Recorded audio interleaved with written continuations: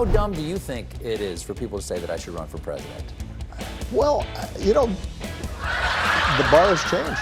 Let me put it this way. I think that you could perform significantly better than some folks that we've seen. I got to enjoy President Obama not being able to keep himself from laughing in that interview with Stephen Colbert that took place at Obama's Presidential Center, which opens in Chicago next month. And while President Obama never mentioned President Trump by name, he did make what seemed to be a series of critiques about his successor and about his concerns with the current administration. There's a bunch of stuff that we can overcome. We can't overcome the politicization of the criminal justice system, the awesome power of the state. You can't have a situation in which whoever's in charge of the government starts using that to go after their political enemies or reward their friends, right? All right. John King, we don't hear, or we haven't heard a lot from President Obama in the Trump era. He's been relatively judicious in terms of when he's chosen to engage on certain things. But this obviously a significant moment for him. What stood out to you, and what message do you think he is wanting to send and present at this period of time? The mix in the two clips you play is what stands out to me, in the sense of you often figure out what's going to work in the moment, right? And that is a very serious case. Talking about, remember, it was the Trump people constantly complaining about Biden, alleging the Biden administration was politicizing the Justice Department.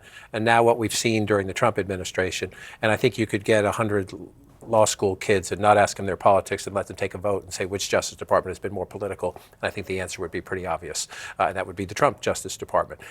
So that's a policy argument that Democrats want to hear from their candidates, that they think the Trump administration has gone way overboard. But I actually think the humor is kind of effective in the idea that he didn't mention Trump there, but it's pretty clear he's saying, maybe you could perform Stephen better than some people out there. Humor can play a huge role in politics, especially when people hate politics, as to try to get people to laugh a little bit. Yeah, well, and it sort of struck me that the thing he seemed to be laughing about was like, oh, Stephen, like you think you could do what I did? It was a little bit of the vibe I got there. And Jamie, the interesting thing, I mean, he said this to the New Yorker in a piece that was published earlier this week. This is Obama talking about himself, his role in the media environment. He says, for me to function like Jon Stewart, even once a week, just going off, ripping what was happening, which, by the way, I'm glad John's doing, then I'm not a political leader, I'm a commentator, Obama said. In fact, he insisted he's doing more than people realize. The media environment is so difficult that people don't even know all the stuff I'm doing, right? Which also speaks to, his conception of his own celebrity and the way that he should be able to punch through, but it's pretty telling. So there have been times where he's come out, the Radio City music hall moment with the other presidents. He does a lot on social media, which is very different from sitting down, but reaches a wide audience. I do think that I'm just wondering, as we get to the midterm elections, are we going to see more and more of Obama out there? I think the answer is yes. I hope so, and I think the answer is yes. I mean, look, I've been on the last 3 presidential campaigns, 4 if you want to count Biden and Harris being 2 separate ones, up for debate. He is by far our most important and most effective surrogate. He was in 2016 for Hillary Clinton. He was in 2020 for President Biden. He was in 2024 for President Biden, and then Vice President Harris. So I think you will see more from him. And look, I think this team is trying to find different ways to use his voice effectively and to break through and get out there. And I think a conversation with somebody like Stephen Colbert, where there's, Obama does very well with humor. You don't always see that because he tends to be very serious and give very serious speeches. But we just saw that he's got a great sense of humor. But in order to break through in this current moment, you want to sit down with somebody who can have that sense of humor with you, but who can also have very serious discussions about some of the major challenges we're facing. Well, I think you learned the lesson from the first Trump administration that when he did punch, it got blown up in a substantial way, and he was pretty humorless about it, frankly. So I think he's adapted to that. But the thing I would and submit here as a Republican is that my Democratic friends, their best person was last on the ballot 14 years ago and left office 10 years ago. That is a markedly different Democratic Party, different coalition, different electoral math here, and yet he is still the best attribute they have for the Democratic Party. Well, so here, I'm glad that you put put it that way because it speaks exactly to the next point that I wanted to talk about, which is who Obama identified in this interview as someone who is the next up-and-coming voice for the Democratic Party. Here he was talking about Zohran Mamdani, the mayor of New York, talking about how he cuts through the gobbledygook, was Obama's word, not mine. Watch. What I'm more interested in for Democrats is, do you know how to just talk to regular people like we're not in a college seminar, right? You know, can you talk plain English to folks? And so what I'm looking for... Is there a strict no gobbledygook? No gobbledygook. Here you should carve that into the wall somewhere. Carve that into the wall somewhere. Gobbledygook turns out to be Stephen Colbert's word. I mean, is he right about that? Yeah. Oh, sorry, is that for me or for you? No. Yes, he's absolutely right about that. I mean, we have to talk to people in a normal way. I mean, some of the best messengers, not only in the Democratic Party, but in the Republican Party too, who are just running for office. We've got to be able to talk to people, you know, in plain English. And, you know, you can criticize President Biden for all you want, but that was something he was very adamant about. He would go through his speeches and he would take out complicated words or words that maybe a third or a fifth grader didn't understand, and he would put plain language in there. Like malarkey. Well, like people understand malarkey. So look, the bottom line is this: people want to be communicated to, not like they're in a college seminar, but they want to be spoken to in ways that they can actually understand. Sincerity. And that breaks through. That's the beer test model, and I think that those are the people who tend to win. Well, what re-election. Jamie said was likability, Right. sincerity has been broken through, and that is a post-Obama era.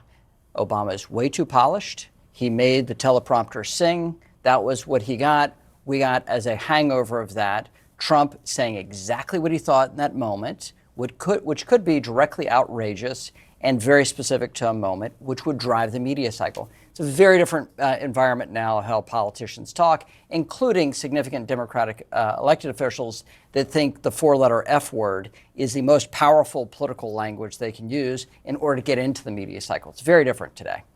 John? I agree with you. I think right now many people put authenticity ahead of partisan label because they don't trust any politicians. And again, they don't trust this town to listen to them, to do things relevant to them. So Mamdani broke through by talking about affordability in a way that the people of New York City got. Now, can you sell those ideas in North Carolina? Can you sell those ideas in Indiana? About free buses or subsidized housing? Maybe not. But he was talking to his voters about an issue, high rents, high costs, high affordability, that broke through. I just had a Trump voter in a conversation the other day. We were talking about affordability, and I said, what should people do? This is a Christian conservative pastor in Texas who said subsidize housing and subsidize food for families who need help. A conservative saying because he sees the affordability crisis up close. So people are willing to go way outside their boxes to solve problems. It's the politicians who aren't willing to meet them where they are. I mean, honestly, even the word affordability, I've thought about this. When we say affordability crisis, I mean, what does that even mean, right? It means like people don't have enough money to pay to live, right? Like, how is it, why is it that we're still using that kind of language even when we talk about this? It's such a real... And to your point, Governor Beshear, who I think everyone believes may run in 2028 for president, he says things like, don't say food insecurity, say I'm going hungry. Like, talk to people, meet them where they are, talk to people like normal human beings. It's going to take you pretty far. But this is the rise of populism, which is, what is your lived experience? Do you like it? And what we've seen for 20 years in America, actually a little bit longer, is that people are very unhappy with their situation. You can call this tech. You can call that with a tech overlay, that in case you've spent a lot of time talking about the concern that parents have, or actually manufacturing. Where are the manufacturing jobs? Actually, are surprisingly here, but the rhetoric around job losses and people's lived experience has changed people's psyche about whether or not we should be optimistic about America and our future. John King, do you find when you talk to these voters too, because I mean, you bring up manufacturing, right? And we think a lot about the hollowed out towns in places like Youngstown, Mahoning County, Western Pennsylvania, and that driving the Trump era. But we are barreling into a situation where it's going to happen on a white collar scale also for kids that are coming out of college. I mean, it's already starting to happen to people I know who have kids who are graduating. on a scale and in a set of communities that's totally different. Are you picking that up already from voters you talk to? Oh, yeah. People look backwards. You know, Grandpa used to work in that factory. Dad worked in that factory. I thought I was going to work in that factory. That factory's gone. So people look backwards at the manufacturing part, and they think, what? No one's here to help my town. No one's talking in a way to help my town. Where's the economy? And then they look forward, and you look, as a parent of a high school freshman, I have 2 older kids who are out in the world doing just great. A parent of a high school freshman, what is AI going to do to the next 3 years of his life in high school, then the 4 years in college, and then what jobs are out there? People are out there asking this all the time because they're seeing it. They see these data centers pop up in their communities. They think it's thousands of jobs. It's a lot of construction jobs at the beginning, but then once the thing is built, it's mostly an HVAC team to keep it cool and some programmers. And so they're asking these questions on a daily basis. Again, if they don't see many people, some would say any people, whether it's their governor's office, their state legislature, or especially here, giving them a North Star. This is where we're going. It's going to be bumpy. It's going to be a lot of curves. That's what they're missing. They're lost in this economy.